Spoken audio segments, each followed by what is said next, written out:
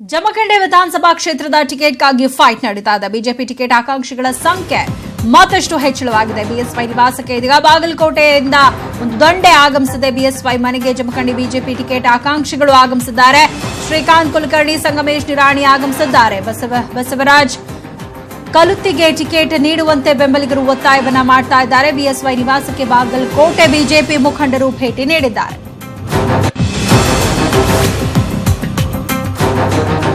BSY ಮನೆಗೆ Jamkhandi BJP ticket ಆಕಾಂಕ್ಷಿಗಳಿದೀಗ ಬಂದಿದ್ದಾರೆ. ಶ್ರೀಕಾಂತ್ ಕುಲಕರ್ಣಿ, ಸಂಗಮೇಶ್ ನಿರಾಣಿ ಕೂಡ ಇದೀಗ ಆಗಮಿಸಿದ್ದಾರೆ. ಇನ್ನು ಬಸವರಾಜ್ ಕಲುತ್ತಿಗೆ ಟಿಕೆಟ್ ನೀಡಬೇಕು ಅಂತ ಅವರ ಬೆಂಬಲಿಗರು ಕೂಡ ಇದೀಗ ಒತ್ತಡವನ್ನ ಹಾಕ್ತಾ ಇದ್ದಾರೆ. ಬಿಎಸ್ವೈ ನಿವಾಸಕ್ಕೆ ಬಾಗಲಕೋಟೆ ಬಿಜೆಪಿ ಮುಖಂಡರು ಭೇಟಿ ನೀಡಿದ್ದಾರೆ. ಬಾಗಲಕೋಟೆ ಜಿಲ್ಲಾ ಬಿಜೆಪಿ ಅಧ್ಯಕ್ಷ ಶಾಸಕ ಸಿದ್ದು ಅವರು ಕೂಡ ಇದೀಗ ಬಂದಿರುವಂತದ್ದು. ಸಿದ್ದು ಸವದಿ ಅವರು ಕೂಡ ಭೇಟಿ ನೀಡಿದ್ದಾರೆ. ಜಮಖಂಡಿ ಬಿಜೆಪಿ ಅಭ್ಯರ್ಥಿ ಆಯ್ಕೆ ಸಂಬಂಧಪಟ್ಟ ಹಾಗೆ ಬಿಎಸ್ವೈ ಜೊತೆ ಚರ್ಚೆಯನ್ನ ನಡೆಸ್ತಾ ಇದ್ದಾರೆ.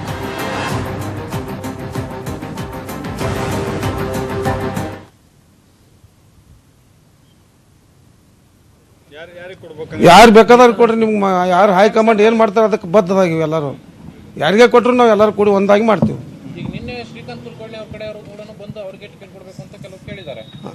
ಕೆಲವ್ರು ಕೇಳ್ಯಾರ್ರಿ, ಅವ್ರವ್ರ ಅಭಿಪ್ರಾಯ ಪ್ರಕಾರ ಅವ್ರ ಪರ್ಸೆಂಟೇಜ್ ಕಡಿಮೆ ಐತೆ, ಇಲ್ಲಿ ಪರ್ಸೆಂಟೇಜ್ ಹೆಚ್ಚಿದ್ದವ್ರು ಬಂದೀವ. ಇದಕ್ಕೆ ಏನು ಅಂತೀರಿ ಹೇಳ್ರಿ ನೀವು. ಓಕೆ ಸರ್, ಯಾರು ಬಸು ಕಲುತಿ ಕೊಟ್ಟರು ಓಕೆ, ಸಿಂಧೂರ್ ಕೊಟ್ಟರು ಓಕೆ, ಮಾಬಳ ಶೆಟ್ರು ಕೊಟ್ಟರು ಓಕೆ. ನಮ್ಮ ಹೆಸರು ಚನ್ನಪ್ಪ ಬಾಳಪ್ಪ ಗೌರವಜಿಕ್, ರೈತ.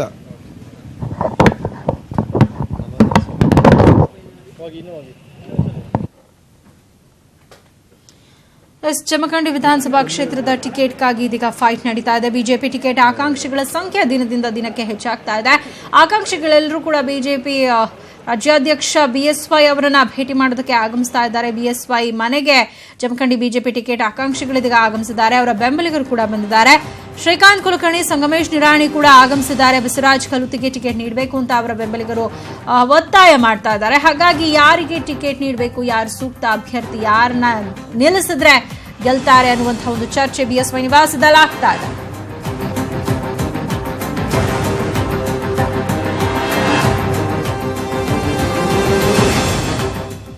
ಈ ಬಗ್ಗೆ ಮತ್ತಷ್ಟು ಇನ್ಫಾರ್ಮೇಶನ್ ಪಡ್ಕೊಳ್ಳೋಣ. ನಮ್ಮ ಪ್ರತಿನಿಧಿ ರಮೇಶ್ ರೇಜಂಬೂರಿದಿಗೆ ನಮ್ಮ ಜೊತೆ ನೇರ ಸಂಪರ್ಕಕ್ಕೆ ಬಂದಿದ್ದಾರೆ. ರಮೇಶ್, ಜಮಖಂಡಿ ವಿಧಾನಸಭಾ ಕ್ಷೇತ್ರದ ಉಪಚುನಾವಣೆಗೆ ಸಂಬಂಧಪಟ್ಟ ಹಾಗೆ ಆಕಾಂಕ್ಷಿಗಳ ಸಂಖ್ಯೆ ದಿನದಿಂದ ದಿನಕ್ಕೆ ಹೆಚ್ಚಾಗ್ತಾ ಇದೆ. ಆಕಾಂಕ್ಷಿಗಳು, ಬೆಂಬಲಿಗರೆಲ್ಲರೂ ಕೂಡ ಬಿಎಸ್ವೈ ನಿವಾಸಕ್ಕೆ ಆಗಮಿಸ್ತಾ ಇದ್ದಾರೆ. ಅವ್ರ ಜೊತೆ ಬಿಎಸ್ವೈ ಚರ್ಚೆ ಮಾಡ್ತಾ ಇದ್ದಾರೆ. ಯಾರನ್ನ ಅಭ್ಯರ್ಥಿಯಾಗಿ ಘೋಷಣೆ ಮಾಡೋ ಸಾಧ್ಯತೆ ಇದೆ, ಯಾರ್ಯಾರ ನಡುವೆ ಪ್ರಬಲ ಪೈಪೋಟಿ ಕಂಡು ಬರ್ತಾ ಇದೆ?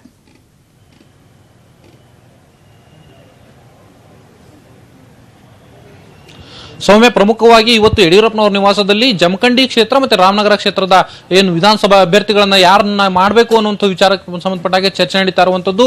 ಈಗಾಗಲೇ ಮುರುಗೇಶ್ ನಿರಾಣಿ ಮತ್ತೆ ಬಿಜೆಪಿ ವಕ್ತಾರರಾದಂತಹ ಅಶ್ವಥ್ ನಾರಾಯಣ ಅವರು ಯಡಿಯೂರಪ್ಪನವರ ನಿವಾಸಕ್ಕೆ ಆಗಮಿಸಿದ್ದಾರೆ. ಹಾಗೆಯೇ ಉಮೇಶ್ ಕತ್ತಿ ಅವರು ಕೂಡ ಆಗಮಿಸಿದ್ದಾರೆ. ನಾನು ಹಿಂಭಾಗದಲ್ಲಿ ನೋಡಬಹುದು ಯಡಿಯೂರಪ್ಪನವರ ನಿವಾಸದಲ್ಲಿ ಉಮೇಶ್ ಕತ್ತಿ ಮತ್ತೆ ಹಿರಿಯ ಪ್ರಮುಖ ನಾಯಕರೆಲ್ಲರೂ ಕೂಡ ಅವರ ನಿವಾಸದಲ್ಲಿ ಇರತಕ್ಕಂಥದ್ದು. ಸೊ ಯಡಿಯೂರಪ್ಪನವರ ಜೊತೆನಲ್ಲಿ ಇವತ್ತು ಪ್ರಮುಖವಾಗಿ ಚರ್ಚೆ ನಡೆಸಿ ಜಮಖಂಡಿ ಮತ್ತೆ ರಾಮನಗರ ಎರಡೂ ಕ್ಷೇತ್ರಗಳಿಗೆ ಯಾರು ಅಭ್ಯರ್ಥಿಗಳಾಗಬೇಕು ಅನ್ನುವಂಥ ಸಂಬಂಧಪಟ್ಟಾಗೆ ಸೂಕ್ತ ಚರ್ಚೆ ನಡೆಸಿ ಸಂಜೆ ನಡೆಯುವಂತಹ ಬಿಜೆಪಿ ಕೋರ್ ಕಮಿಟಿ ಸಭೆಯಲ್ಲಿ ಅಂತಿಮ ತೀರ್ಮಾನವನ್ನು ಕೈಗೊಳ್ಳುವಂತಹ ಸಾಧ್ಯತೆ ಇರುವಂತದ್ದು. ಆದರೆ ಜಮಖಂಡಿ ಕ್ಷೇತ್ರದಲ್ಲಿ ಶ್ರೀಕಾಂತ್ ಕುಲಕರ್ಣಿ ಮತ್ತೆ ಹಾಗೇನೆ ಮುರುಗೇಶ್ ನಿರಾಣಿ ಅವರ ಸೋದರ ಸಂಗಮೇಶ್ ನಿರಾಣಿ ಇಬ್ಬರು ಕೂಡ ಪ್ರಬಲ ಆಕಾಂಕ್ಷಿಗಳಾಗಿರ್ತಕ್ಕಂಥದ್ದು. ಆದರೆ ಇಬ್ಬರಿಗೂ ಕೂಡ ಪರಸ್ಪರ ಟಿಕೆಟ್ ಕೊಡಬೇಡಿ, ಬೇರೆಯವರಿಗೆ ಕೊಡಿ ಅನ್ನುವಂತಹ ಒತ್ತಾಯ ಒಂದ್ ಕಡೆ ಆದ್ರೆ, ಮತ್ತೊಂದು ಕಡೆಯಲ್ಲಿ ತಮಗೆ ಟಿಕೆಟ್ ಕೊಡಿ ಅನ್ನುವಂತಹ ಒಂದು ಒತ್ತಾಯವನ್ನು ಕೂಡ ಮಾಡ್ತಾ ಇದ್ದಾರೆ. ಒಂದ್ ಕಡೆಯಲ್ಲಿ ಸಂಗಮೇಶ್ ನಿರಾಣಿ ಅವರ ಬೆಂಬಲಿಗರು ಇವತ್ತು ಸಂಗಮೇಶ್ ನಿರಾಣಿ ಅವರಿಗಾದ್ರೂ ಕೂಡ ಟಿಕೆಟ್ ಕೊಡಿ, ಇಲ್ಲ ಬೇರೆ ಯಾರಿಗಾದ್ರೂ ಟಿಕೆಟ್ ಕೊಡಿ, ಆದರೆ ಶ್ರೀಕಾಂತ್ ಕುಲಕರ್ಣಿ ಅವರಿಗೆ ಟಿಕೆಟ್ ಕೊಡುವಂತದ್ದು ಬೇಡ ಅನ್ನುವಂತಹ ಒತ್ತಾಯವನ್ನು ಈಗಾಗಲೇ ಯಡಿಯೂರಪ್ಪನವರ ಮುಂದೆ ಮಾಡಿದ್ದಾರೆ.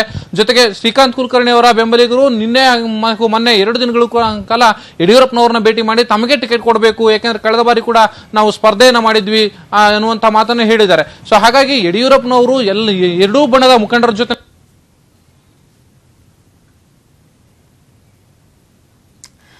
ಓಕೆ, ಥ್ಯಾಂಕ್ ಯು ರಮೇಶ್ ನಮ್ಮೆಲ್ಲ ಇನ್ಫಾರ್ಮೇಶನ್ಗಾಗಿ. ಒಟ್ಟಾರೆ ಜಮಖಂಡಿ ವಿಧಾನಸಭಾ ಕ್ಷೇತ್ರದ ಟಿಕೆಟ್ಗಾಗಿ ಇದೀಗ ಫೈಟ್ ಹೆಚ್ಚಳವಾಗಿದ್ದು ನಾಯಕರು ಕೂಡ ಬಿಎಸ್ವೈ ನಿವಾಸಕ್ಕೆ ಆಗಮಿಸಿದ್ದಾರೆ. ಅವ್ರ ಜೊತೆ ಬಿಎಸ್ವೈ ಚರ್ಚೆಯನ್ನು ಕೂಡ ಮಾಡ್ತಾ ಇದ್ದಾರೆ.